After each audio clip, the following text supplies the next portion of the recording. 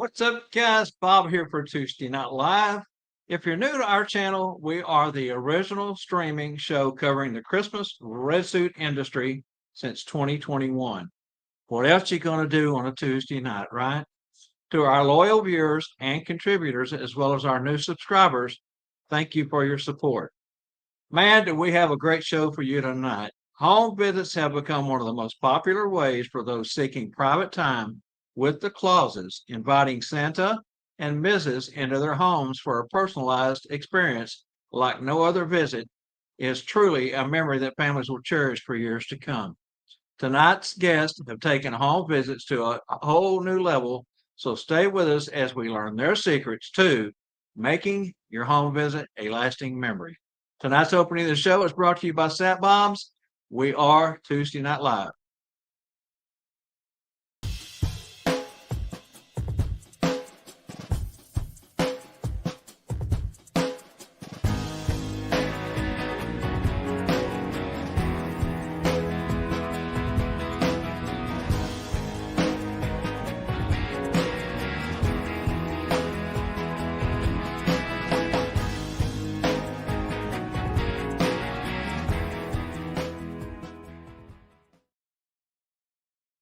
Now let's get started here with this portion of the show and introduce the man who will quite literally drive for hours pulling a 40-foot trailer just to help out his friends.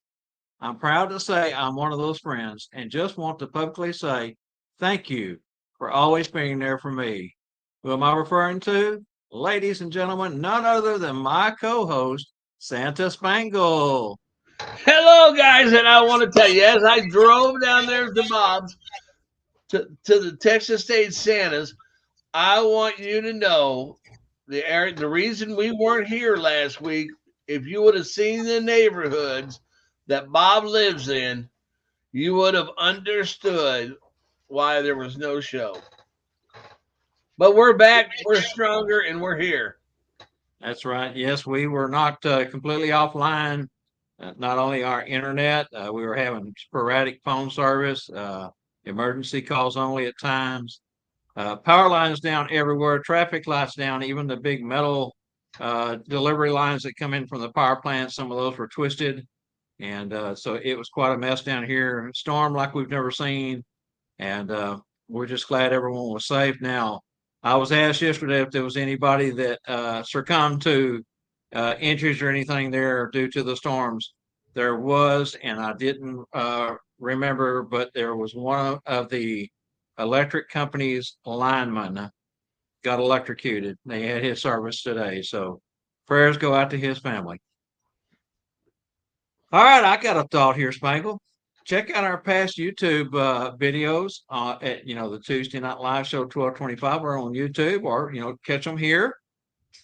Hey, Bob, I got a thought too. What's that? Let's say hello to Angela. Hey, I guess I jumped over that, didn't I? She and I have been here all afternoon. I want to explain. I know a lot of you saw that we were doing some live tests today with the Crinkle Brothers to make sure that we were linking up as a network. And so we came on several times. So Angela and I have been here all afternoon working. So it just seemed like she was already there. So sorry, but yes, say hi to Angela. All right. Before we move on to the next portion, we want to say that the first half of tonight's trivia, Tuesday Night Live Trivia, is brought to you by School of Santas 2024, hosted by Spangle in picturesque Branson, Missouri, where fun and education meet.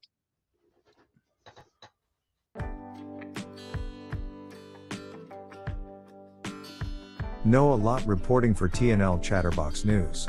This year's School of Santas will be held July 18th through the 21st in beautiful, picturesque Branson, Missouri, right in the heart of the Ozark Mountains. If you've been before, then you know all about the 4 days of festivities that School of Santas is best known for. Each year the host facility, American by Wyndham, Branson and Conference Center, is home to over 100 Clauses for the weekend and is centrally located in the middle of everything Branson.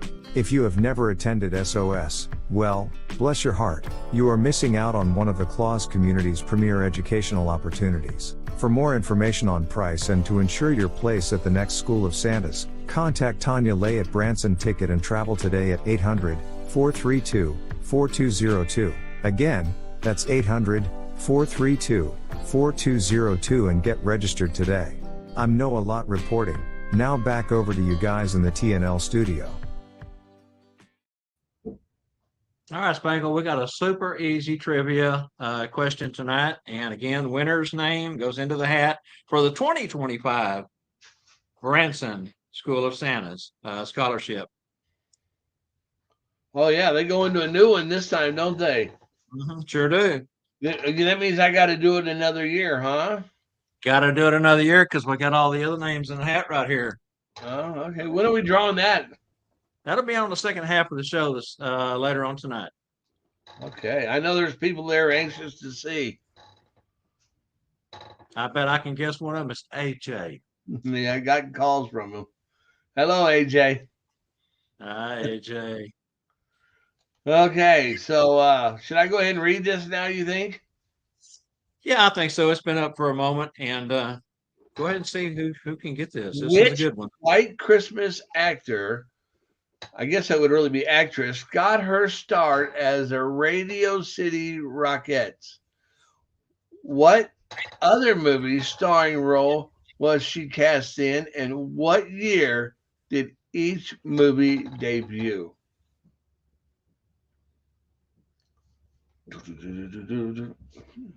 Yes, that's a new movie trivia question that we have not used in the past, and I thought it was pretty cool. So we drove that one out of the movie trivia archives.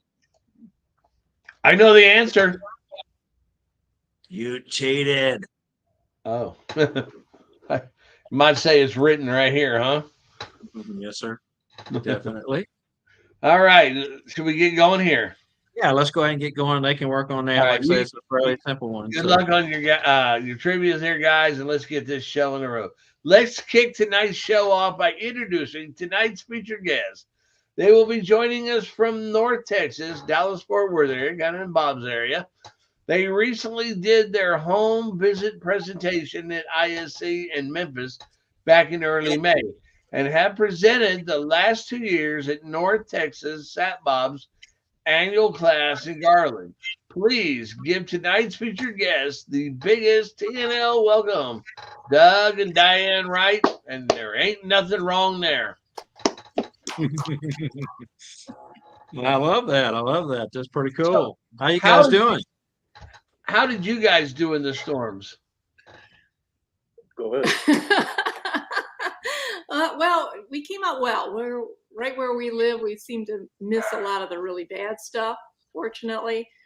We just got a lot of rain, kind of flooding the backyard and down the sides of the house. And but we have a pretty good.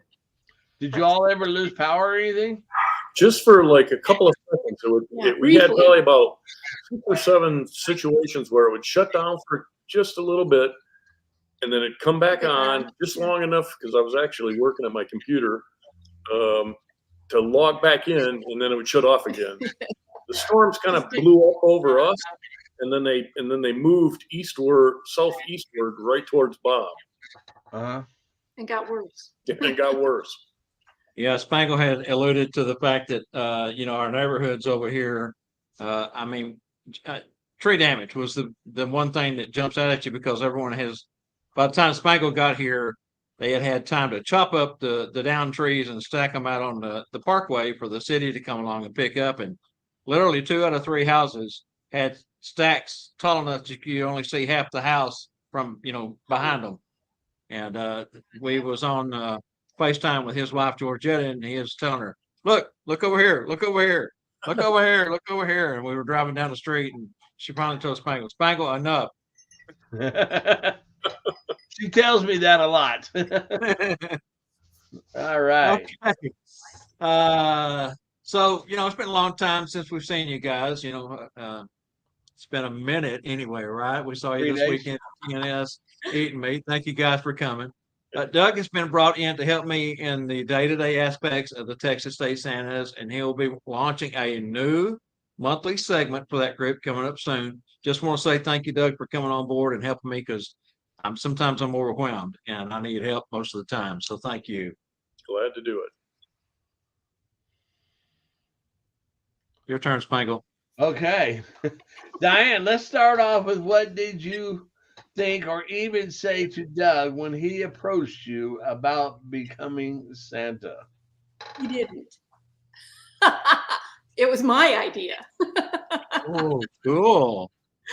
He was working, he had retired, and I told him he couldn't be a couch potato. He had to find something to do. So he got a little part-time job at a local little Walmart neighborhood store as doing checkout. And kids would come by and, Mom, there's Santa Claus. There's Santa Claus. And Doug's going, huh? What are they talking about? And he finally figured out it was him. And he was telling me about that. And I said, well, you do look like Santa Claus. Why don't you be a Santa Claus? His grandfather would do that. He would come, he would get a Santa Claus suit, borrow a suit, come up from Indiana to Michigan, where we both are from, and to visit Doug as Santa Claus. But he would also go to Doug's friends' houses too, and visit. And so that's where we got the idea from. And it was actually my suggestion that he do it. So. I'm sure when those children were saying, there's Santa, he was quickly writing his list down and said, hey, I'm getting in this line too. Oh, that's so accurate because, like I said, Bob did it. My head was going like, okay, where is he? What are you talking about? I still use that skit. I still use that skit when somebody says, you look like Santa. I look around and go,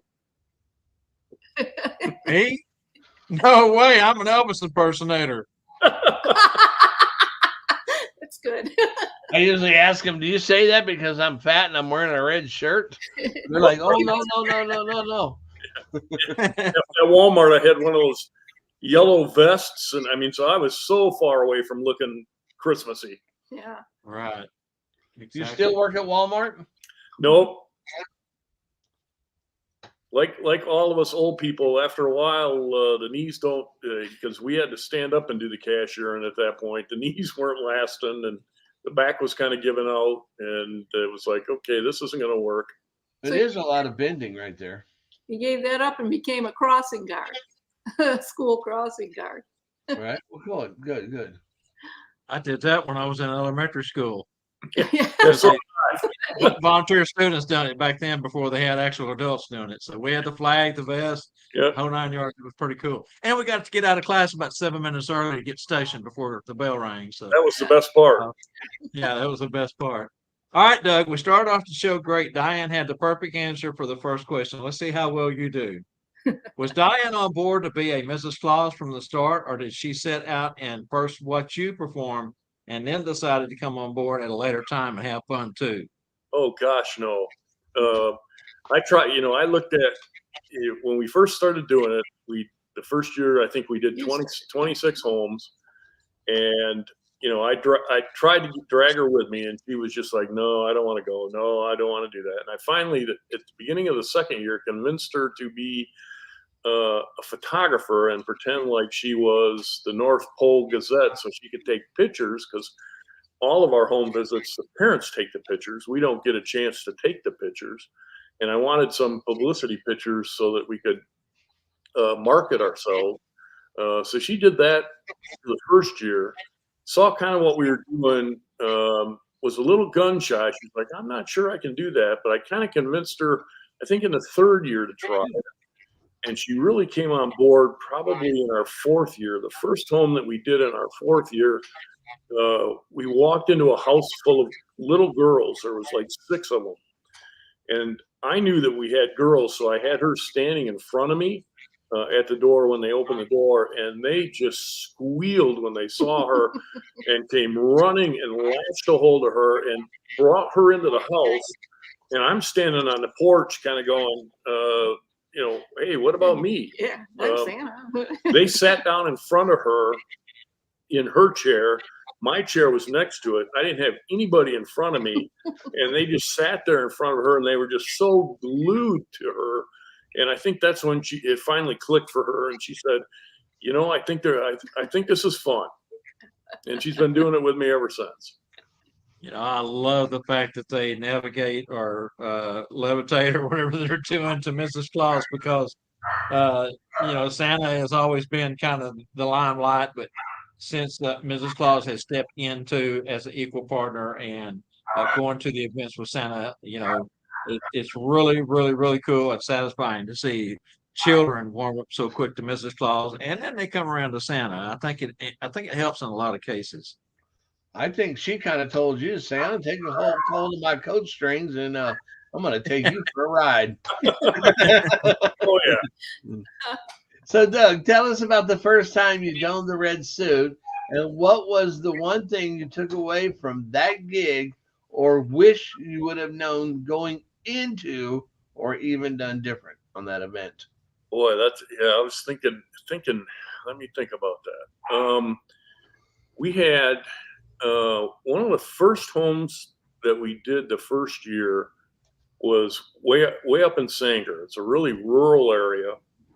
It's small, probably I would say 1920s ish type houses. They're those little 3-bedroom salt box, story and a half houses. And we walked in. I knew it was a single mom who had 2 kids, and the parents were paying for the visit. And it was like one of the first real visits that we did. And we walked in and we just had a great interaction with them. We didn't have nearly as many props as we have now, but we went through a couple of the props that we had in order to do our visits, because we knew we had to do something beyond just come in, read a story, put them on our lap, and ask them what they wanted for Christmas, because they can get that at the mall or at a shopping center or other places. So we knew we had to do something a little bit different.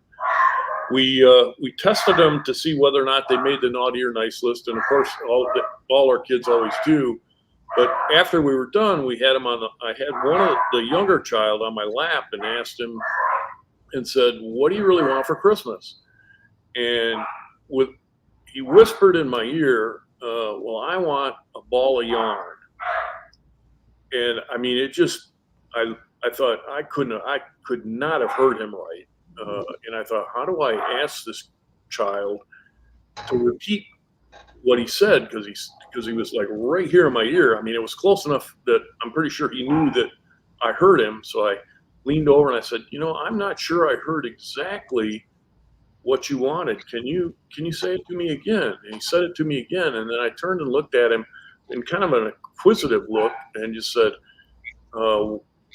"That's all you want for Christmas?" And he's like, "Yep, that's all I want." I said, "Well, now why do you feel you need to have a ball of yarn?" And he said, "Well, my kid doesn't have a toy, and I really would like him to have a ball of yarn to play with." We were so blown away. I mean, I had to choke back the tears. It was like, oh my gosh. We walked outside. We got probably maybe 10 yards from the front door because we parked the truck down the road a little ways. And I turned to Diane. I said, "Okay, this was the only visit we had that night." I said, "Let's take the little bit of money that we did, and let's, on the way home, stop, buy some yarn. We'll add some more things into it." We bought him some toy robots and some other stuff, and we boxed it up and took it to the post office the next morning and sent it to the mom. And she sent us the nicest letter and just said, "Oh, thank you, thank you, thank you." And we just said, no, we were very happy that we had a chance to come see you. And I mean, it was a real emotional visit, and it really kind of hooked me from that standpoint, because I always, doing it prior to that, it was just kind of I shouldn't say going through the motions, but doing the things that you need to do and interacting with everybody. But it didn't really emotionally hook me until that point. And we've had just hundreds of them like that since. It's what makes you want to do Santa. Right. At what point did you guys decide to focus mainly on just home visits, the aspect of that, and do you always incorporate props on your visits? Yeah, we and like Diane said, when we first had the kids saying, "Hey, look, it's Santa's checking out the groceries," she was like, you should do this. You should do this. You really look. And I said, well, if I'm going to do it, I want to do it the way my grandfather did. And she mentioned that my grandfather, and this was back in the early 60s, because I'm almost 70, did the home visits. And he would spend, half an hour with us, going through. He didn't use props and stuff, but giving the gifts, and then he would disappear and show back up at the house, 40 minutes later after he changed out of the suit. And the first thing we said was, "Oh my gosh, you miss Santa, Grandpa, you miss Santa." Well, one year on my birthday, and this is kind of how I got out of believing in Santa. One year on my birthday, I must have been 8, 9 years old. All my buddies, and we lived in a pre-World War II neighborhood, so there were 9 kids, all my age. We're all standing in the front yard looking in my front window, and this is the middle of August. They were, going like this and looking in the window. And my mom said, "Hey, you can't play. You need to go outside. Tell them you can't do it. You just can't play. Grandpa's here to celebrate your birthday, and we haven't cut cake, and we haven't sung happy birthday to you or even opened presents." So I went outside and I said to the guys, "Look, I can't play. You got to go home. I got birthday stuff." And they're like, "No, Santa's in your house."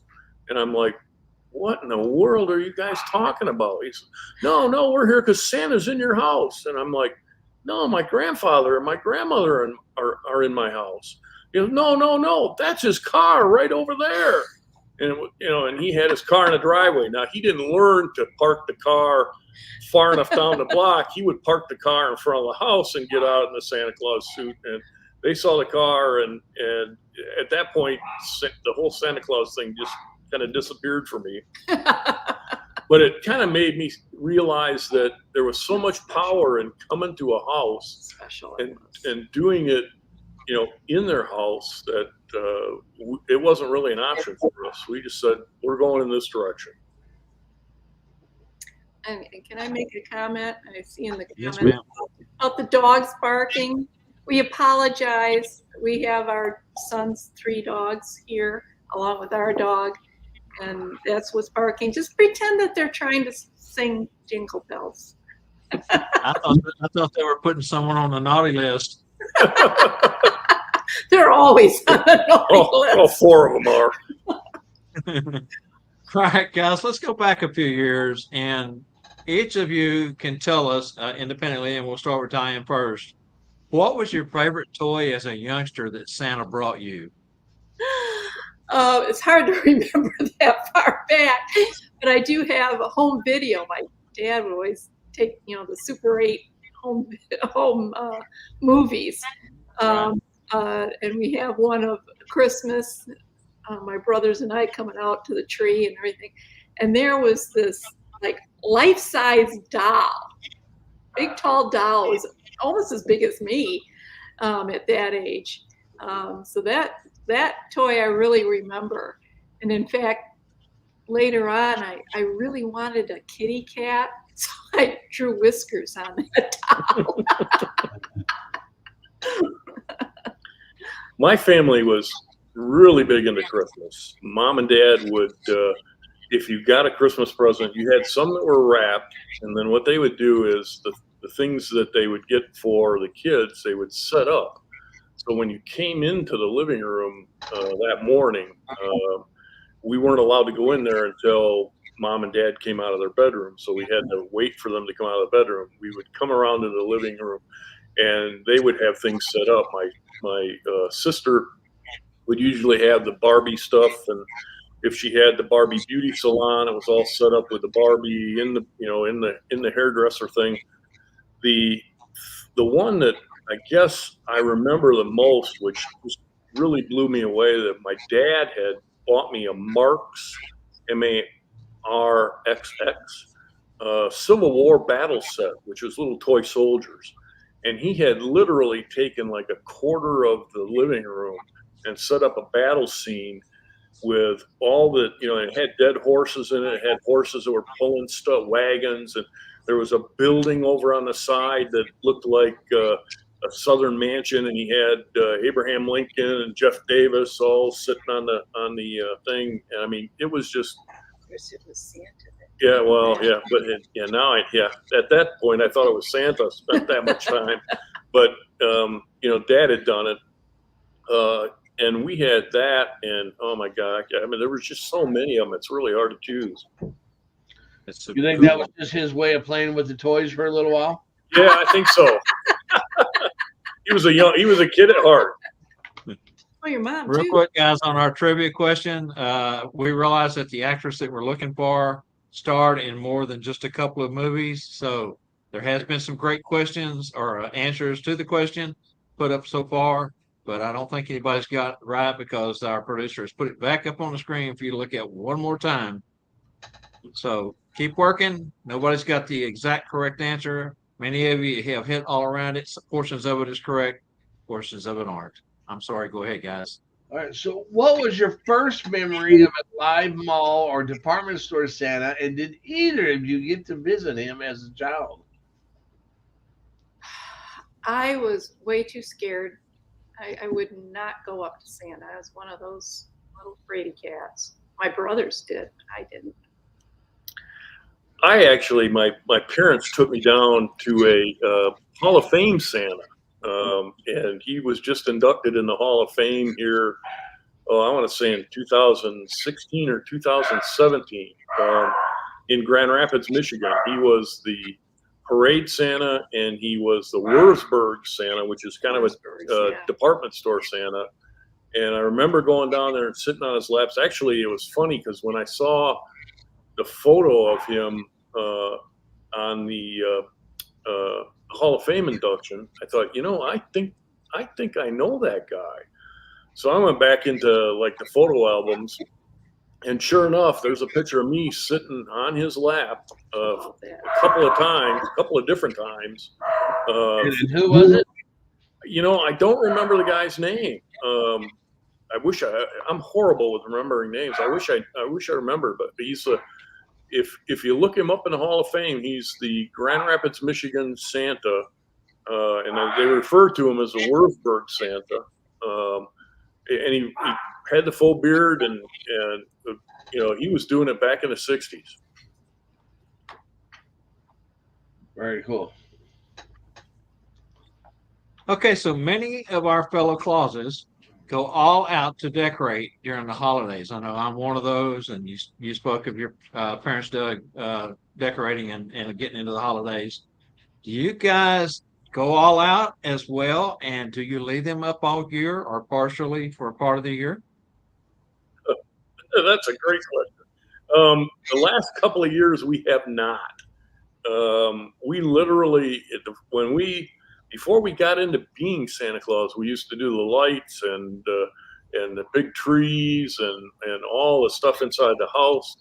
We've kind of gravitated away from it just because we start our Santa Claus stuff usually like the weekend before Thanksgiving weekend, and we don't haul it out before that. We always did it on Thanksgiving weekend. So we, over the past probably 3-4 years, we've done just a little small tree.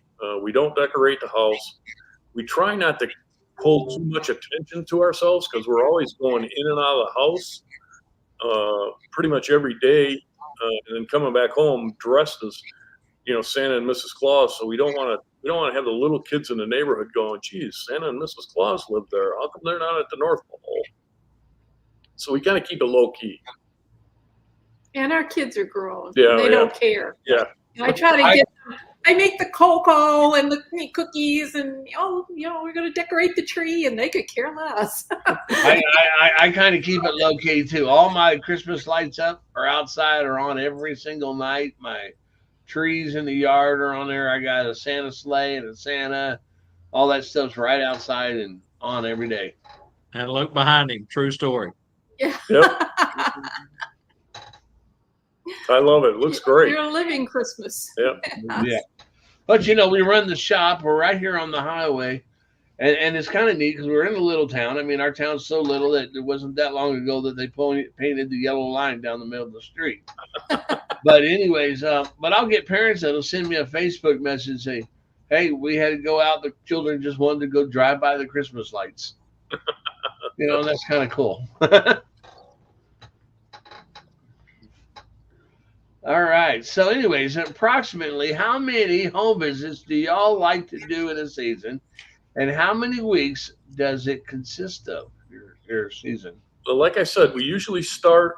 Our first visits are the weekend before Thanksgiving. We squeeze in about 85 home visits. We take one day off because our anniversary is early December. So we try to make sure that we're not doing anything that night. But it's about all we can squeeze in to that time frame and still have the travel time and make sure that we're, when we promise them that we'll be there at 7:00, that we're there at 7:00 and not there at 7:30 or 8 because we're running behind schedule. I think we could probably do more, but like the majority of you guys, come Christmas Day, after we've done our Christmas presents and family get together, we're pretty much like, exhausted. yeah, we're wiped out. Yeah. So, what percentage of your visits are repeat customers, and how many book right after your visit for the next year? We get and it's interesting. I'm glad you asked the second part of that question, but let me do the first part. Because we've been doing it, this year will be our 8th year. I'm going to say that probably about 80% of it is return business. We get a lot of, and we don't do a lot of advertising. The new 20% is usually referrals from one of our current clients telling somebody about the Santa, hey, we use the Santa and da-da-da-da. And they reach out to us and say, we'd like to have you start. And then we drop off probably about 20% just from the kids getting older. What was the second part of the question again? And how many of them book right away? We have trained ours, believe it or not. We get some that book right away, but we train them that we usually send out a little letter to each family in September and let them know that we're ready to start booking. We can book. I've got an Excel spreadsheet that I've developed, so I can book pretty much any time. The spreadsheet, because I know you're going to probably ask how to use that spreadsheet. It usually has the date, the time. I map out the mileage and how long it's going to take me. And by putting a spreadsheet together, it also helps me try to coordinate where I'm going. So if I try to get individuals into the same neighborhoods so that you're not spending 30 minutes driving there, 40 minutes driving there, we try to keep it real tight based on where we schedule the visits. So if somebody's in Lantana, Texas, and wants to be on at 6:00, that night I'll turn that into Lantana, and we'll have one at 6. We'll have one at 6:45. We'll have one at 7:30, and then again at 8:00 or 8:15, because we do about 45 minutes per household, and that way I can keep them all within like 3 to 5 minutes driving. Weekends get a little tougher because we do go all the way up to almost the border of Texas and Oklahoma. We've been all the way over to the east side of Texas, all the way south side of Fort Worth. So it's a little harder on a weekend, but we get probably 8 to 10 on a weekend day. Are you booked all through your weekdays too? Yep. Well, usually most of them are evenings. Because mom and dad want to be there. When we first started out, we had some daytime ones, but after we've actually done the visits, and because we make them so interactive, mom and dad and grandpa and grandma want to be there so that they can see what we're doing with the kids, and we make it and we'll showcase it probably hear a little bit later, very interactive with the kids so that the kids get a lot out of it and they participate, and the moms and dads have their cameras and their videos going the whole time we're there. It's great. Yeah, we also do some gigs during the day at schools, just greeting the kids coming to school in the morning, the preschools. Yeah, we do a couple of, yeah. So that's a lot of our day stuff. Now, Doug, you used the term da da da da da. Is that anything like yada yada yada? Yeah, it is. Now I get it. It's a Michigan thing. Yeah, it's the Midwest. So, do you guys do different programs for different visits? In other words, do you customize your home visit to give each client a specialized version, either by your choice or by your client's choice? Yeah, a little bit. I mean, a little bit. We have our tried and true stuff, but if we've known we've done that, those interactions, we try to flip it up on them a little bit so that it's a little bit different, because some of the kids get used to doing the same thing over and over and over again. We've got one prop that we use that if we don't use it, the kids are kind of demanding it. Yeah. It's like, can we do that again? We always have it in the bag that we bring in so that we can pull it out if we have to, but we try to keep it fresh. And like I said, you'll see we got a lot of props. We don't use all of them every time we go. We probably do, let's say four or five out of the mass that we have, just so that we kind of keep it fresh. And we're always looking for something new. And we gear also for the age of the children. Yeah. If they're really young children, we do something different than if the children are older. So we do make decisions that way too.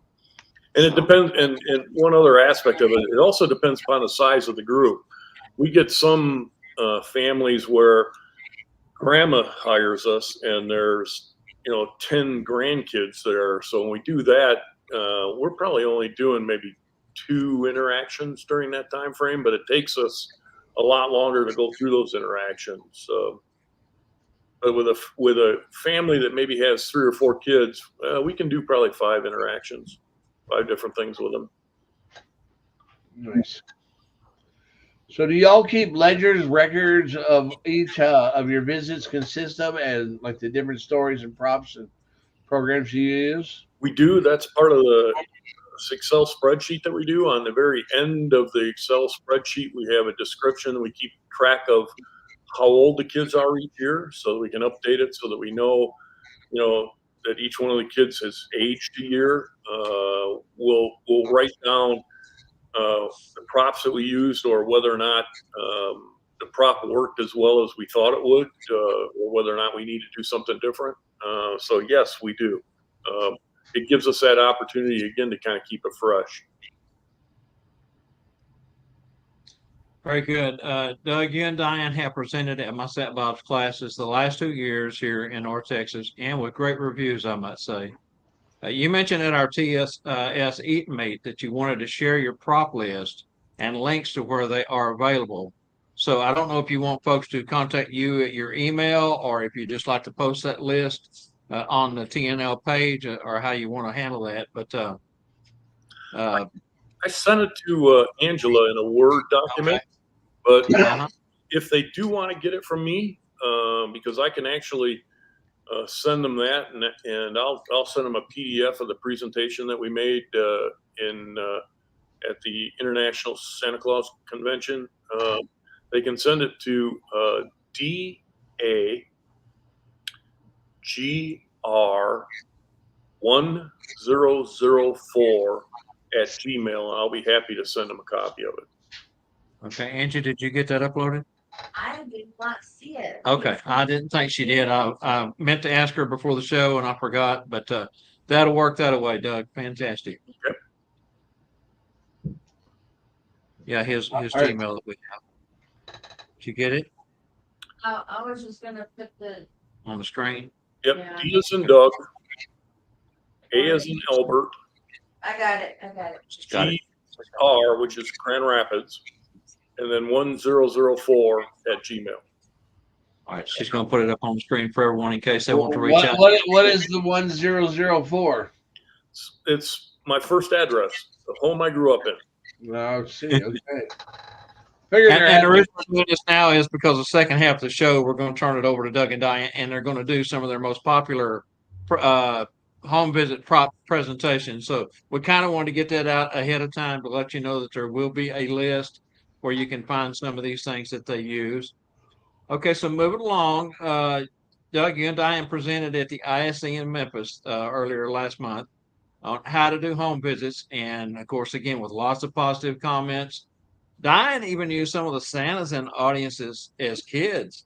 Tell us about that experience. Yeah, he didn't want me to do that. I said, no, let me do that. It's a great idea. Hey, the Santas love playing kids. Some Santas who Santa, listen to Mrs. Claus now. come sit up front and I wasn't sure they'd play along, but they did. they did. Yeah, They do. They love. it's fun. It was fun. The one problem that we did have was we just had the one handheld microphone that the convention center let us have. And so some people couldn't hear us real well. So we're going to get individual microphone things for any Presentation future, mic. any future presentations we do. But yeah, having some of those Santas come up and be kids for us was a lot of fun. Yeah, we've done that in the Sat Bob's classes and some of the other classes that we participated in, including North Pole Cornerstones in San Antonio back in February. And truly, Clauses love to play as children. And we even had a breakout session where we were doing that. And I got to give kudos to Judith Roderick. She makes one of the best children. She goes against everything that Santa says. She's that little brat. She twists her hair. She calls out her brother because he's naughty. I mean, she was so wonderful. But yes, Clauses love playing children in scenarios and in improv. Okay. Now, you guys bought a Winnebago Micro Mini a while back. How much do y'all enjoy the camping experiences? Well, since Doug had back surgery in February, we haven't gone this year, done anything. But we did last year. We had a lot of fun. We went, started off getting used to it by just going to some local places near us. And then we started trekking off to Texas state parks, went to a few of those and really enjoyed that. And then we went all the way up to Michigan with our camper for a family reunion on both sides, really. Yep. And so all our family is up in Michigan. And that was quite a trip. Yeah, we actually stayed in your neighborhood, Spangle. We stopped and camped in Joplin at the KOA campground right off the freeway. All right. Not too far away. You could have just came up here and camped out in our driveway. Hey, and he's out in the country, so it'd be the same difference, right? We may take you up on that one. Yes. Gordon Bailey took him up many a time on that. So yeah, Gordon used to love to go up and sleep in our driveway. Yeah. All right, everyone stick around because I just want to mention before we go to break for the second portion of our show that we will be going out to pick up some of your comments and questions for Doug and Diane. So stick around. This is a great place to take that short breather. Grab you something to drink, whatever you need to do, because it's time for Spangle's product announcement. We'll be right back on the other side of this. So.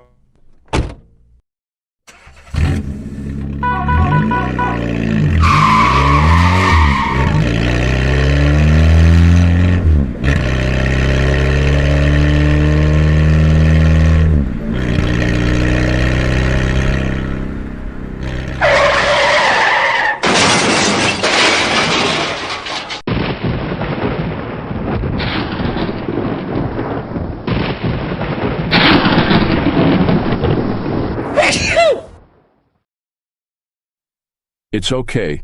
I'm good. That's right. Stop the show. It's time for the showstopper special. And over to Spangle to see what he's got cooking. I'm thinking I needed somebody in front of me directing that trailer like an airplane. Where to go and which way to go and stop. And that was me this last weekend. I was doing that for you, remember? Yeah, then I had to get out of my truck. No. Hey, guys, we are knee-deep in school stuff right now. So what we're going to do, I got these marked down on our website. I met Santa on the nice list coins. They're trimmed in a gold color. They're normally $15. You're going to have to go to our website because we're just so busy around here right now with school stuff. Go to our website. We'll get somebody that's going to ship it out to you. They're $9 a roll right now, normally $15. So $6 off. Go there. You can buy one roll or you can buy 100 rolls. We got them in stock and ready to go.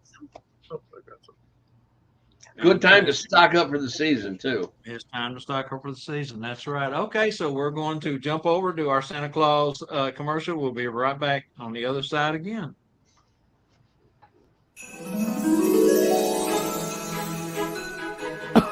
Oh, hello there. Yes, of course, it's me, Santa Claus. Now, you may not believe this, but one of the questions I get asked the most is, well, not how do I do it all in one night? No, but where do I get all my things from? Yes, now, what am I talking about?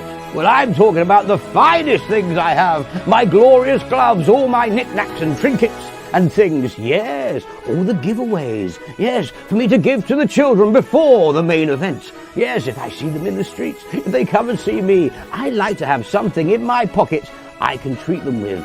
Yes, and there's one special place where I can find all these magical goods. And that is, of course, stuffforsanta.com. You should head there now and see what magical gifts you can find. Mrs. Claus, have you got my ice pad? Yes, log me on. I'm going to have a look. I shall see you there. Stuffforsanta.com. Merry Christmas.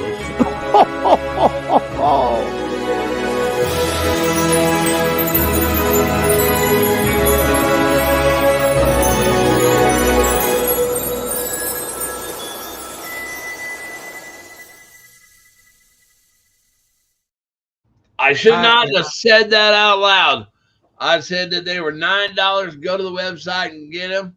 As soon as it went to the video, my wife came in here and said, Spangle, why $9? Dan, too little. So get them quick before she goes in there and changes things around, guys. Hey, and I want to give a shout out to Sammy. If y'all don't know, Sammy Collette Brooks is the guy that does that Santa on the video. He also runs a Santa convention, Santa School in England. And it's coming up here in just a couple weeks, 2-3 weeks. And I'll tell you, they don't have the big numbers like we do over here, but he's up to about 60. And I remember not too long ago, he only had a few showing up. So I talked to him today, and he's got about 60 coming. So good for him. And he's a great Santa, isn't he? He is. Yeah. Definitely. You know, I've told the story before, but when I first got into the industry, I happened to run across one of his promotions for one of his stage shows that he does in England. And I said, man, that guy reeks Santa. If I ever have seen someone who mannerisms, even his English accent, I mean, just everything about him just said Santa Claus to me. Totally agree. Yeah. Yeah. He's getting ready to do another video for me, so we've been talking a little where bit. the Santa School in UK is, and Who does? Tanya Hampson. Tanya Hampson wants to know, where is the Santa School in the UK? Spangle, do you Well, know? I don't know exactly where it's at, but Sammy is the one that runs it. Sammy Caleb, Caleb Brooks. Yeah. Tanya, And if you're not he friends- just lost his Facebook page recently and had to create another one. So you might have a little hard time, but if you get a hold of me, I can get you connected. There you go. That'll work. All right. So our second half trivia is coming up here. It's a nickname trivia. That's going to be a good one. We did get a winner on the first one, by the way. Elf Angela has had this up on the screen for a few moments. So Spangle, you want to go ahead and read it? All right, tonight's trivia number 2 for the. We're gonna send you a roll of these coins here. You're gonna get 100 coins. Chevy is a nickname given to Chase by his grandmother. What's the actor's real name, and what? And on the other hand, the cartoon series Peanuts creator Charles M. Schultz's nickname was. It's a 2-part question. Hmm. And I'll just say, without trying to give away too much, there is a tie there that you will recognize when you get both answers. Ah, okay. I can tell you on the second answers, there is a lot of clowns named that too. That's correct. That's correct. Absolutely. Okay, guys, stay with us because at this time we are proud to have a couple of guys joining us for a quick preview of their new streaming show debuting right here tomorrow night. That's right, tomorrow night, prime time, 7 p.m. Central Time, 8 p.m. Eastern Time. We want to introduce at this time. They are backstage, correct? Yes. All right, just want to make sure. Michael Howell and Michael Herbie Boer to the show, the Crinkle Brothers. The Ruer, yeah. Hi, guys. How are you? Oh, good. Oh, you got your tiny hands, Michael. Tiny hands. You know, we were hoping to get those stuff for Santa.com, but I don't think Spangle has tiny hands. He would have to hurt the elves. I bet I got a lot of those. Yes. I think you'd And have if to you hurt the could, elves. He'll have them before midnight tonight. Yeah, no, we have a lot of those somewhere. We used to have them with our clown supplies. Oh, my, did we have fun with tiny hands. Yes. Well, I could man. just say I've been joining the show. Oh my goodness, I can't wait to see the prop list.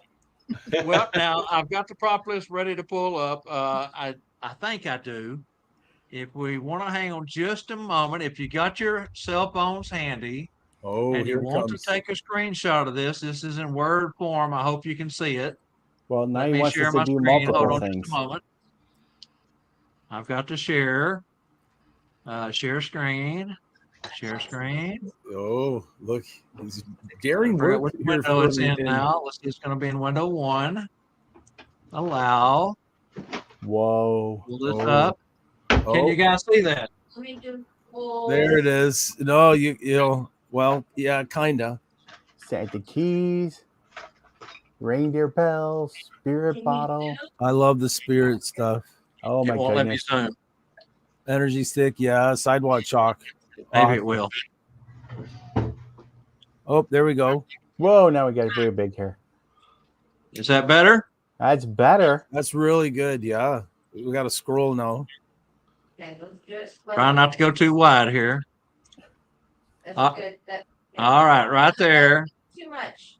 Oh my much? gosh, look at that Christmas spirit watch available and stuff for Santa, but there's only like 2 left in stock, and we don't know if we'll get any more. So act quick. Yes. Yeah. So again, this is just a list of creating magical home visit prop lists that Doug and Diane use, hand out at events. They always have these with them when they go to like ISE or to a sandbox class, that sort of thing.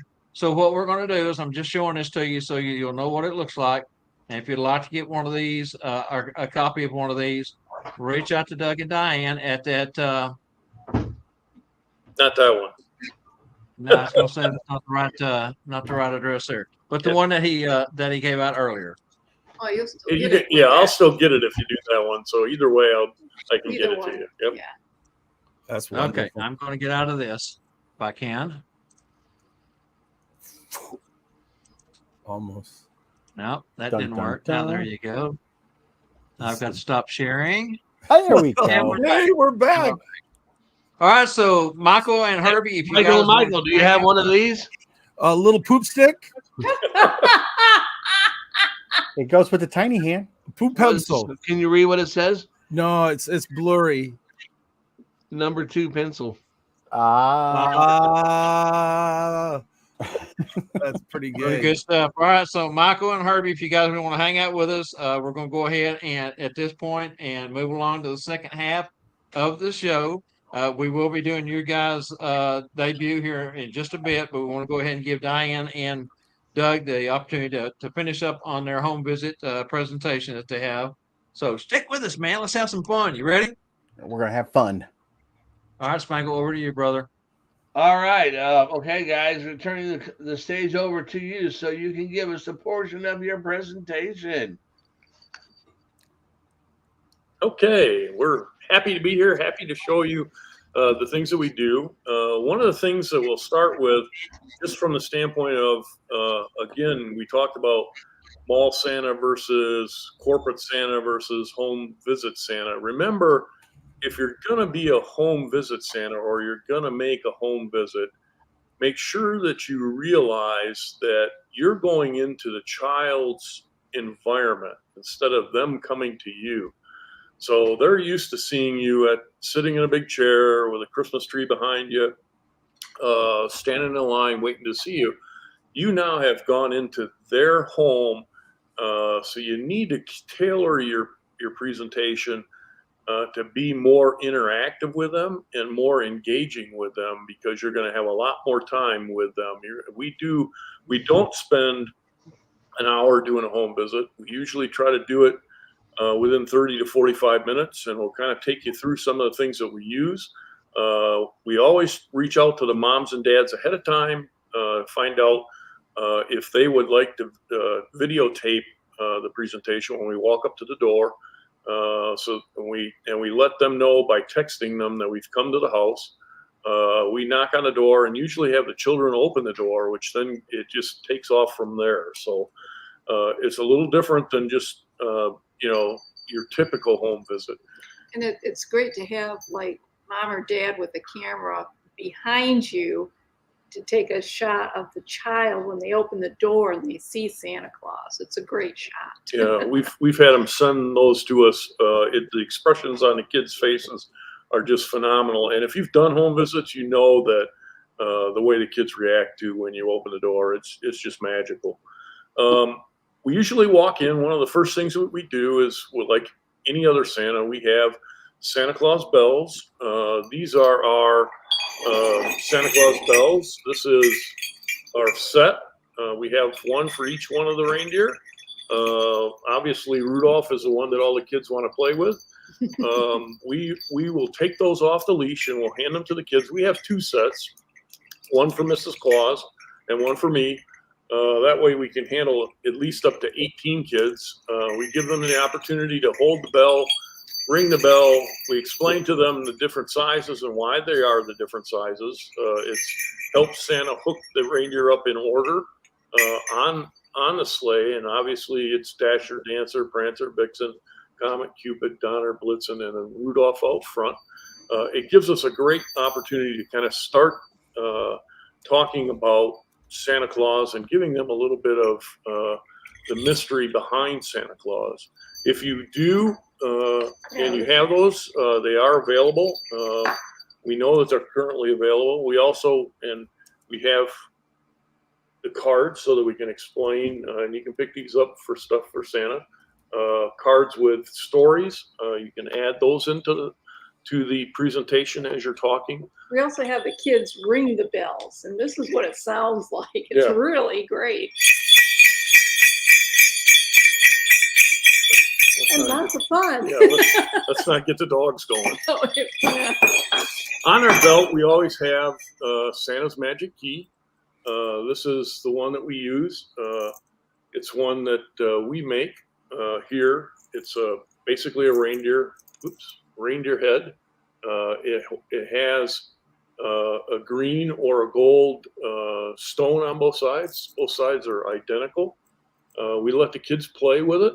It gives them the opportunity to see. We explain to them how Santa Claus gets into houses without chimneys, or how I get into a house if you have the fireplace going. So again, it's a nice little prop that we use.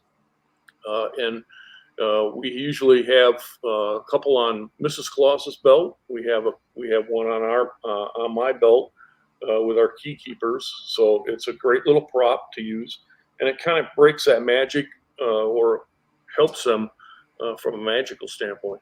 If we decide to read a book, we usually use this book, which is Who Will Guide My Sleigh Tonight? It explains how Santa chose reindeer. It goes through a variety of different animals. You can see dolphins on the front. There's tigers.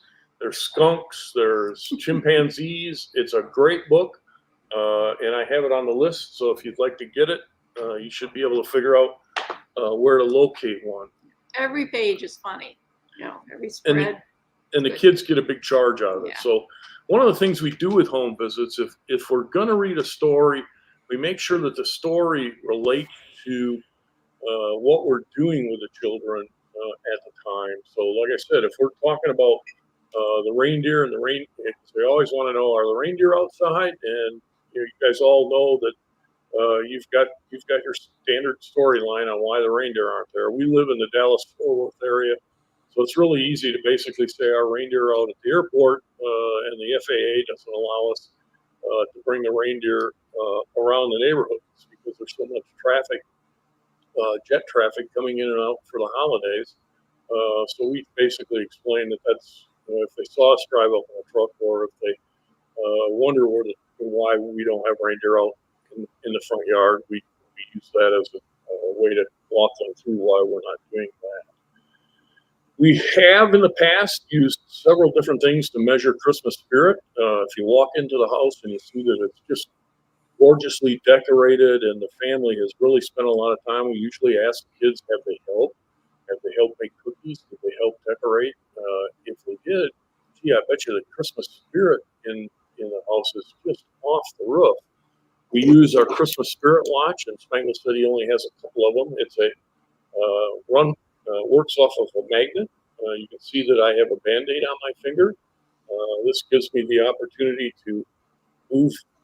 Probably not going to, usually works better when it's flat, but it gives you the opportunity to move the needle to whatever number you want to give the house, anywhere from 0 to 100, and gives you the opportunity to measure Christmas spirit. We have another way that we measure Christmas spirit, and we have the kids come up and hold hands, and we'll ask the kids to grab a hold of our Christmas spirit energy stick to measure Christmas spirit in the house. And once they all have a hold of it, we have them grab their hands, and it magically turns on, and we can say, look at all the Christmas spirit that you have. It works basically once you make a human connection, you can get it to go off. If you have a break in the connection, in other words, you step in and help use this, it gives you the opportunity to keep it like this so that it doesn't go off until you're ready to create the circuit. It's a neat little energy stick, and can work really well if you want to create something a little different. On our belt, we also have, and I'm not sure this is going to show up real well, we have our spirit bottle. It's a simple little prop. The kids will ask, what is that? And we tell them, you know the Northern Lights, you know the Aurora Borealis? Well, our elves distill it to create Christmas magic. And it helps the reindeer fly, and it helps Santa get into the homes going down the chimney if he needs to. It's a simple little prop. You can see here that it's an LED light with some button batteries on it. You can turn it off and on very easily. You just twist it, and you can turn it off so that you save the battery. And when they're ready to go, you twist it tight, and it lights up. You stick it into the frosted bottle, and it will go for a couple of hours on those little batteries. Another neat little prop, which gives you a chance to talk to the kids about who, what, how, where, when. Now, once we've done that, we usually then move on to the other things. All of you guys have had or worked with elves on the shelf. We have an elf on the shelf. And you can work this however you want to have it work. You can turn his head, you can say no. It works off of a remote, and it's charged with an internal battery. So you just charge it up every night before you go. It's a great little way to add the elf on the shelf. I know a lot of Santas really don't like dealing with the elf on the shelf. So we have another fun way that we use on elf on the shelf. If you have one, or if you've ever read the book and you see the prop in the back there by her head, oh, there you go. Yep. The book basically explains how the elf on the shelf, or their elf on the shelf, that they need to name their elf on the shelf, and that every night the elf goes back to the North Pole and reports to Santa on how the kids have been behaving. It's a way that Santa keeps an eye on the kids. Well, it doesn't say anything else, so we try to explain to the kids that, when you're sleeping and the elf comes back, sometimes those elves are kind of magical. They do some interesting things. You've seen them do some crazy stuff around your house. Well, guess what? They might be sprinkling you with elf dust.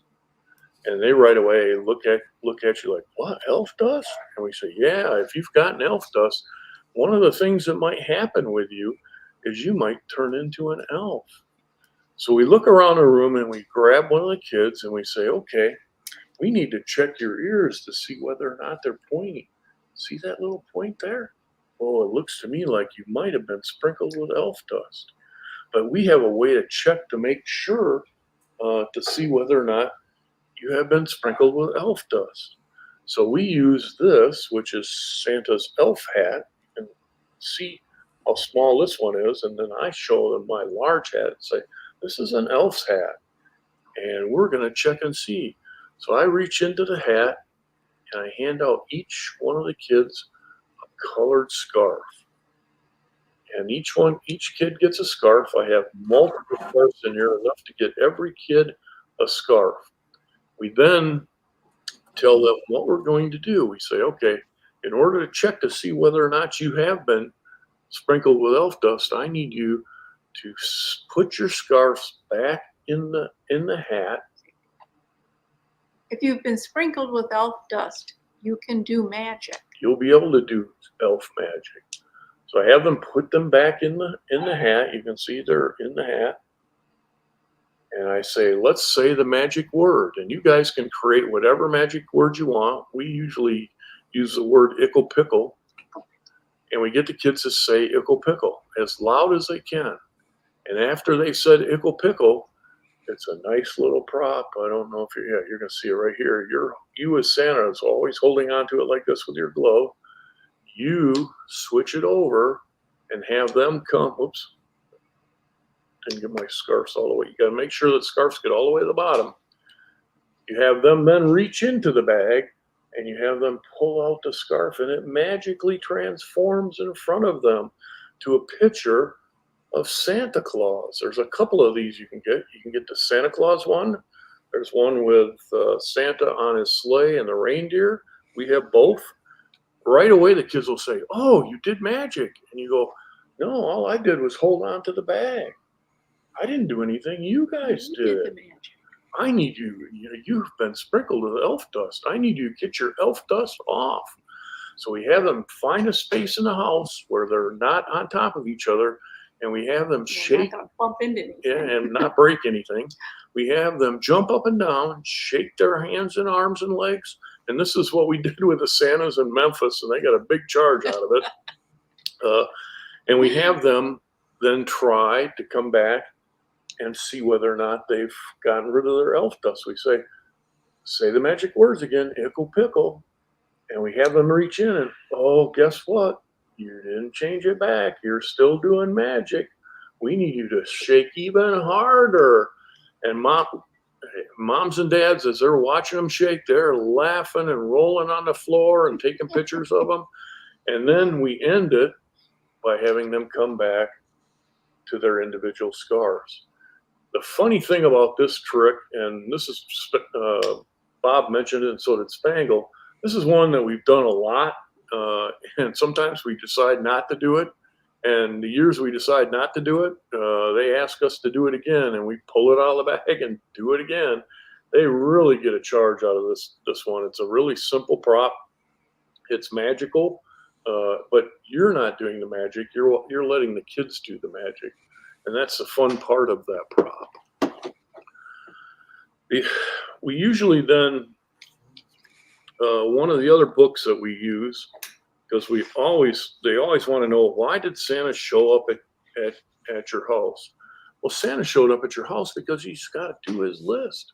And we start out the song, we say, he's making a list, He's checking it twice, gonna find out who's naughty or nice. Santa Claus is coming to your house. And a book that ties into it, which will help you explain to kids how to stay off the naughty list. This is a great little book.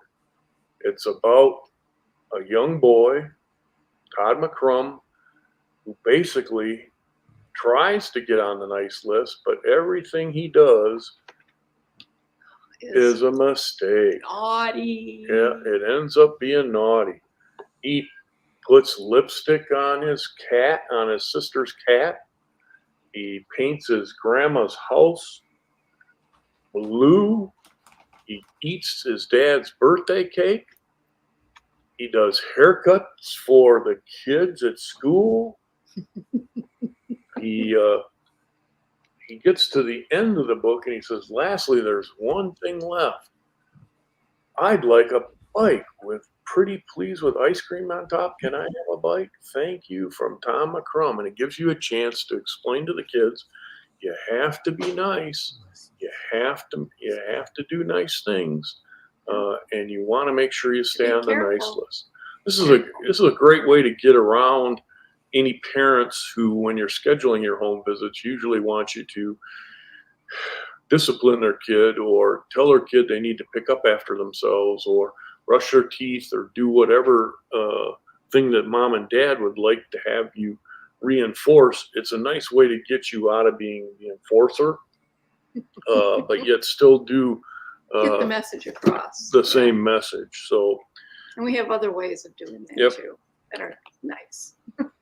We have once we've gotten to that point, we usually say, well, the reason Santa Claus is here is he needs to make sure that you're on the nice list, and we're gonna check to see whether or not you made the nice list. We bring with us, and I'm sure all of you do, have the prop. Some prop, book. Or a nice list or a book or whatever. Well, most of these don't have every kid's name on it. So we explain to these children that we're visiting is, this is Santa's nice list. This is the number of kids that I visited this week. Again, it's not a huge list, but it gives us the opportunity to say, these are all the kids. You might find your name on here, but that's somebody else with the same name. You might even find your friend's name on there. Then they're looking. And they look at it, and it gives them an opportunity to get involved with a list without us having to really go through and explain or pull out a list that has everybody's name on. So once we've done that, then we get to the gist of and we always do this prop every household that we go to. We pull out our naughty and nice meter. It's just like the Christmas Spirit Watch. It has a range from 0 to 15, and we explain to the kids, if you get a 0 to 4, you're on the naughty list. If you get a 5 to 7, you're in the yellow zone. You still have time to improve and make sure that you get on the nice list, but this is telling you that you need to work at it a little bit better. If you can get an 8 or above, you've made the nice list. And out of all the years that we've been doing this, I don't think we've ever had anybody get under an 8, except for maybe mom or dad, or grandpa and grandpa, or grandpa and grandma. The kids will, and this is the greatest part about this little prop. The kids will remind you as they walk up to you of what they got the year before. You got to make sure that you have them hold their hands like this. That's it. Hold it flat. We put that right in their hands, so they're holding on to it. We're not. You can see the needle kind of moving a little bit. I wear my magnets for this always on these fingers, okay? And I have both of these fingers. And of course, he's wearing his Santa gloves, so nobody sees the Band-Aids. So as a kid, can you hold your hand up here? As a kid is holding it like this, I'm wrapping my hands like this. Down here are the magnets in my glove, okay? So when they open it up and they're watching, when they're looking at it, I can then move my fingers without touching them, and I can make the thing spin and give them whatever number we want to give them. So if they told you you got a 12 last year, you can give them a different number. They get an 11, or maybe they get a 13. It's a neat little prop, and the parents love it. So once we've done that, we usually hand them out a gift, and we do a couple of different gifts as we go to each home visit. The one that we use for this is bubble wands. We pick them up in the summer. You can buy them for $1 to $1.50. You can get them, in 6 or 12 packs, depending upon which store you get them. You can get them at Walmart. You can get them at Michael's. We found them. I can't even remember where else we found them. We usually spend most of September wrapping them up with wrapping paper. We tie the ends with ribbons so that we know which color wand is in each package. So there's usually 6 different colors, and we have 6 different colored ribbons that we tie in a knot. So you'll have a pink one, you'll have a red one, you'll have a blue one, and that way when you're handing them out, you can make sure that each kid gets a different colored one, so that you don't have to worry about them worrying whose is whose. It's a great way to do that. So once we've, I should back up again. We have some other pieces that we use for the naughty and nice list. We have this, which is our naughty nice handheld meter. You turn it on, and with a remote control, you can give them a nice or a naughty list. Not holding that quite right. So Mrs. Claus can have this little remote in her pocket, hand in her pocket, and she can give them. All the attention is focused on Santa and that, so nobody's paying any attention to what I'm doing. And Santa's not touching it. The little kid's holding it, and he's looking right at it. So he's staring right at it, and it gives him a score. And you, as Santa, can say, "Wow, you made the nice list. Great." So that's another one of those props that we can use for the nice list. There's also, and Spangle, you didn't mention this, but there's also a naughty nice watch, very similar, small, easy, just the right size. You can do the same thing, lay it in their hand, use your magnets to give them the naughty or nice score. This is small enough that you can easily put it in your pocket if you're not going to bring a lot of props with you. It's a simple one, easy to work with. We've done these before as well, which are naughty nice pieces. This is heat activated naughty and nice cards. It's heat activated ink. If you go to the store and buy yourself these little pocket hand warmers, you open them up, you can stick it in your bag. You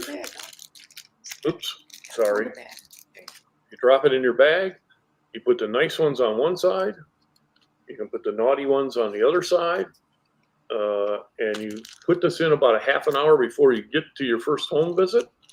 It'll be a little bit warm. You hand the cards out. When the cards are hot, they will look like this. And as they cool off, the word nice actually appears a little bit at a time. It's a nice little way to do naughty or nice a little bit differently if you're looking for something unique and different. And we had mentioned earlier in the show, we try to switch up how we do things. So you can see, like we have here, we've got 4 different ways to test naughty or nice, so we can kind of keep it fresh each year. Once we've checked them for the naughty and nice piece, we get to solving the problem that moms and dads always ask you to do, is try to make sure the kids behave between Thanksgiving and Christmas. I always pull out my little bag, little Santa bag, and I say, "Oh, you made the nice list. Now I need you to stay on the nice list. you might have 2 weeks to go before Christmas, and Santa needs to make sure you stay on the nice list. So Santa is going to give you Santa's magic coin. I met Santa and I made the nice list. There are a variety of different types of these coins out there. There's a Mrs. Claus coin that says the same thing. There's one that's a Santa and Mrs. Claus. So if you're doing it as a couple, you can do these. Usually on the back, there's a different message. It can be the word believe. It can be Rudolph the Red-Nosed Reindeer. It can be remember the reason for the season if you have a family that's a little more religious. But the nice way we use this coin as a prop is we say, okay, here's a coin for you. You've made the nice list. Now we want to make sure you stay on the nice list. So what we want you to do tonight is don't take your coin to school.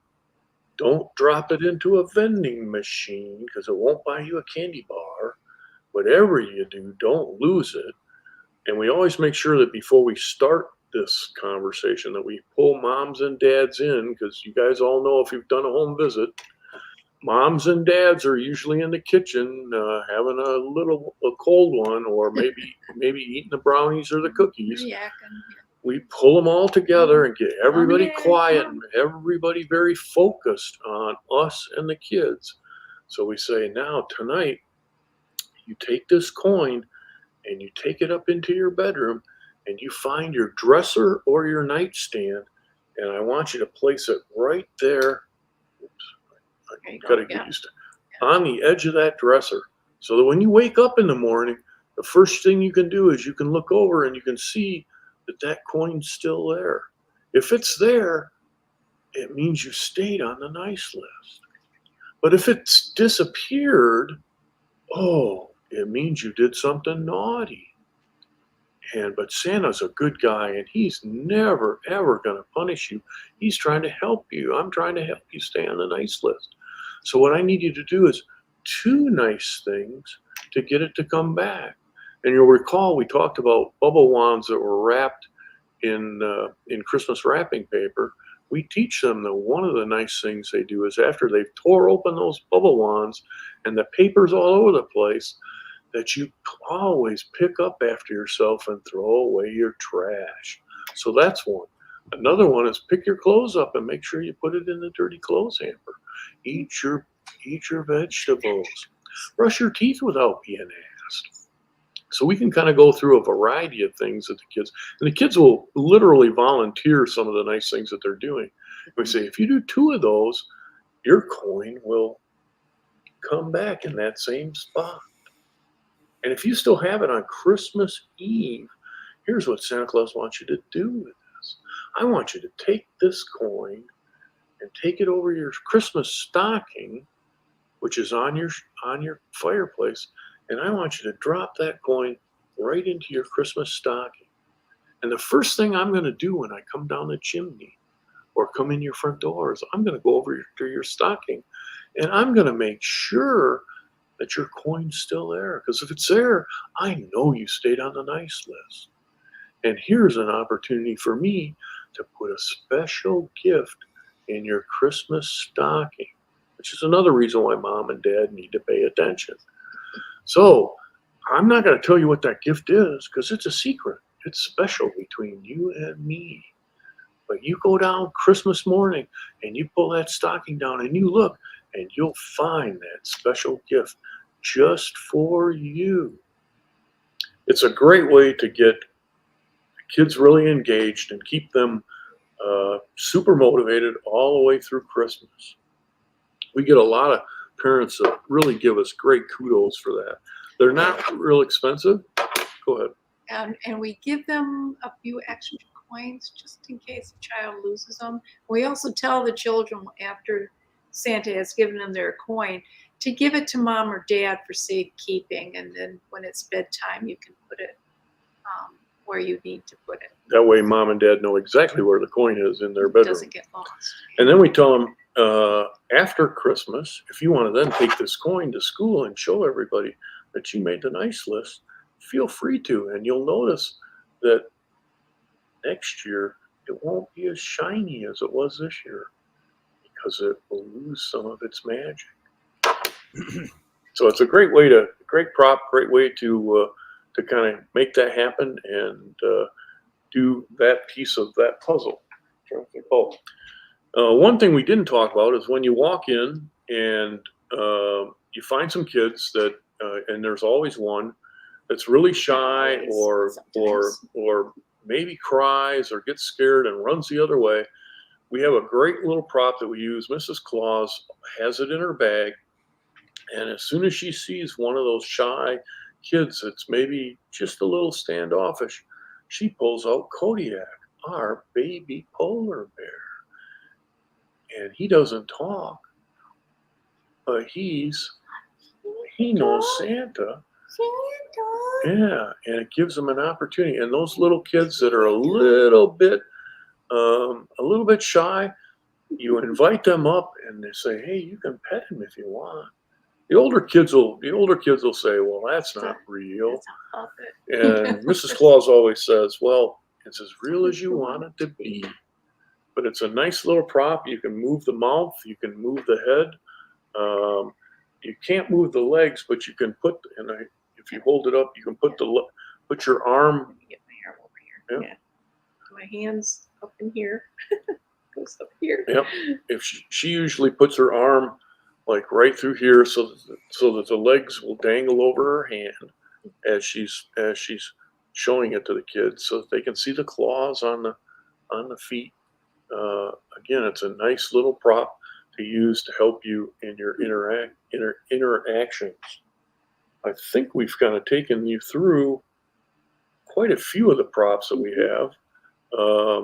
The Claus brothers introduced me into a really nice prop, and if you lean that way, it's a magical elf on the shelf, and I'm not going to show it to you because I don't want to steal their thunder, but you'll want to tune in tomorrow because I'm sure they will highlight it. I got so excited when I saw it. I said, I have to have this. First thing I did when I got home was contact the supplier, and it is on a list that I can send to you on how to get one. It's a great prop, very well built, very excited with it. We'll be working that one into our home visits. This one. This year. So again, we always try to work in a new prop every year, or something new, just to keep it fresh and keep it going. Anybody got any questions? We'll kind of open it up. We've taken you through a lot. There's on our list, there's a lot of props. There's a lot of books. We've got tons of books that we use, like Mrs. Claus Takes the Reins, Santa's Beard. We have, and we use this the very first year a lot, which is the Night Before Christmas magical book that has the story in it, but it also has just the words, and it has nothing in it, and you can have fun with the kids magically that way as well. Angela, if you want to bring up everybody else.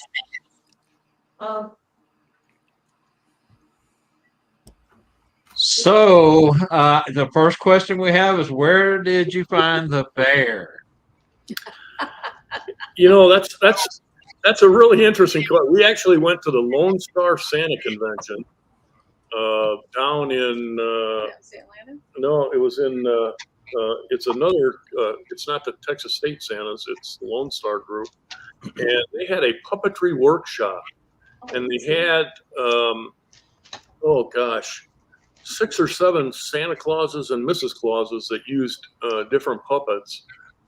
And we decided that we were going to look for them, and we looked and found this one and thought, this is perfect because it's a polar bear, and polar bears are at the North Pole. We actually have a snowy owl, and we have I'm trying to think of it's like a weasel, a white what do they call it? Yeah, so it's like a white weasel. All Christmassy or Christmas type products. So we like this one the best. So I want to throw a couple things in here. I like your magic word for your Santa Claus change bag. Yep. Ickle Pickle. Yeah, There you go. that's where he got it That's from. where we got it. I have spent Ickle Pickle. His name, the guy that had this company, he doesn't have it no more. His name's Steve Bender. I have spent hours and hours and hours in that man's basement going through stuff. I'm like a little kid every time I showed up in his house. We started off with having him say Rudolph has a red nose, and we thought, nah, we need something a little different, something that we can get the kids to work on. So Yeah, I thought he came up with Ickle Pickle Yeah, she was- himself. I was so impressed. I thought that was I said, no, took that off the bag. And something I do with puppets, I used to do a lot of the puppets in my clown act. yeah. And when the children would say he's not real, I would kind of cover the puppet's eyes and ears and say, look, you know he's not real. And I know he's not real, but he doesn't know he's not real. Okay. Good. That's- Thank you, Hazel. That's So then they kind of just went along with it a lot of times, you know? They do. And even the kids that look at it and think it's a puppet will eventually come around and interact with it. Yep, they do. It's pretty cool. Okay, so going out to some of these comments, they've got a lot coming in. So let's see if we can cover some of these. Ken Kringle says the larger square, naughty or nice prop with remote. Is it on the list that we shared earlier, or It is. You've got to give yourself time to get it. The gentleman that makes it is a bizarre prop. He is a magician out of the UK. He is merchandising them on several of the Santa Facebook pages. He only builds a few at a time, so it takes a little while to get one. The thing is, and mine's not quite working as well as it does have a light here in the bottom, but my light has kind of gone out. It works off of batteries and a remote control. There's a remote control that fits inside, and then there's a handheld remote that you have as well. cool stuff? A couple of folks are putting up in the comments. Everett Prostrollo and Charlie Johnson both have put links up to the polar bear where they can be found. Folk Manus, polar bear, cub handheld puppet, model 3041 Amazon. Yep. Is what Everett says. Folkman. So if you guys are in the market for that, you can find the link to that in the comments. Sean White says she loves the polar bear. Gary Linder says, thanks for sharing the props. Tanya Hampson says that she's been using a reindeer, but he's just a little temperamental. She calls him 7.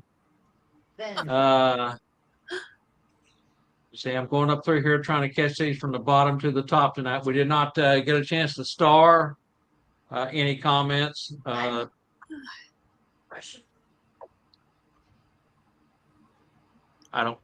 Well, that's probably because I'm full screen. Let me go over here. Maybe that's why I'm not seeing them.